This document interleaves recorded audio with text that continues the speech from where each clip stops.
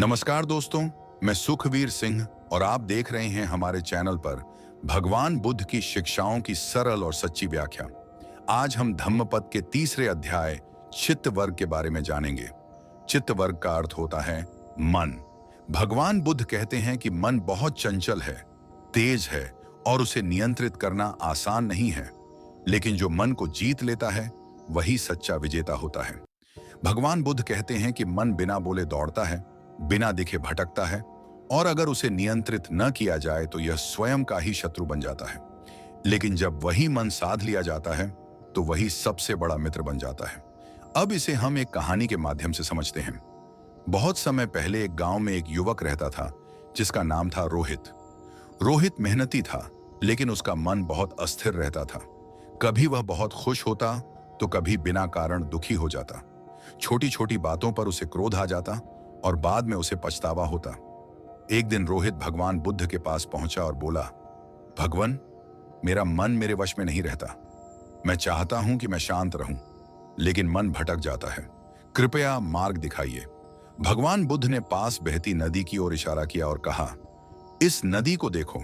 जब पानी बिना दिशा के बहता है तो वह किनारे काट देता है और विनाश करता है, लेकिन जब उसी पानी को नहर में बांध दिया जाता है तो वही पानी खेतों को हरा भरा कर देता है। बुद्ध बोले, मन भी ऐसा ही है।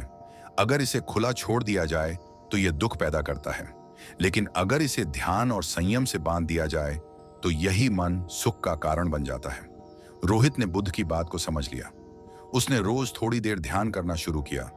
जब भी क्रोध आता वह रुककर सांस लेता। जब मन भटकता वह उसे वापस वर्तमान में लाता। धीरे धीरे रोहित का मन शांत होने लगा। अब वही बातें जो पहले उसे दुख देती थीं, उसे परेशान नहीं करती थीं।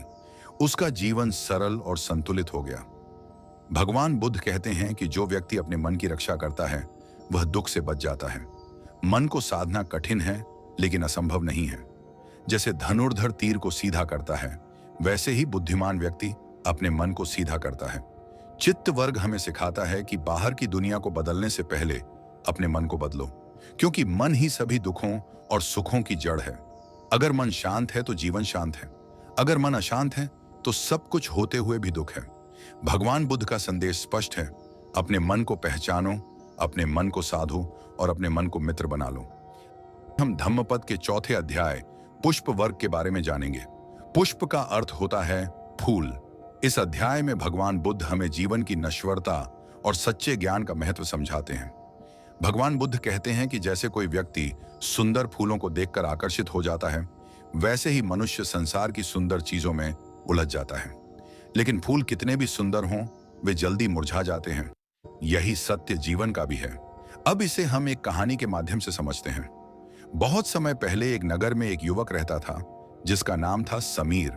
समीर सुंदर वस्त्र पहनना, अच्छे घर में रहना और लोगों की प्रशंसा पाना बहुत पसंद करता था। वह सोचता था कि यही जीवन का सुख है। वह फूलों के बगीचे में घंटों घूमता और कहता, यह सुंदरता कभी खत्म नहीं होगी। एक दिन नगर में भगवान बुद्ध का आगमन हुआ। समीर भी उन्हें देखने पहुंचा। बुद्ध ने पास के बगीचे की ओर इशारा किया और एक मुरझाए हुए फूल को उठाकर कहा, यह फूल कल बहुत सुंदर था, आज मुरझा गया। क्या इसकी सुंदरता सदा के लिए थी? समीर चुप हो गया। बुद्ध बोले, यही संसार है।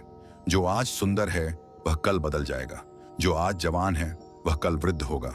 जो आज पास है वह कल दूर हो जाएगा। बुद्ध ने कहा, बुद्धिमान वही है जो फूलों को तोड़कर इकट्ठा नहीं करता, बल्कि उनकी सुगंध को समझ लेता है। उसी प्रकार बुद्धिमान व्यक्ति संसार की वस्तुओं में नहीं उलझता, बल्कि उनसे शिक्षा ग्रहण करता है। समीर के मन में परिवर्तन आया। उसने समझ लिया कि बाहरी सुंदरता क्षणिक है, लेकिन ज्ञान और सद्गुण स्थायी है। भगवान बुद्ध कहते हैं कि जो व्यक्ति इस संसार को झाग, मृग तृष्णा और स्वप्न की तरह देखता है, उसे मृत्यु का भय नहीं सताता। वह मोह से मुक्त हो जाता है।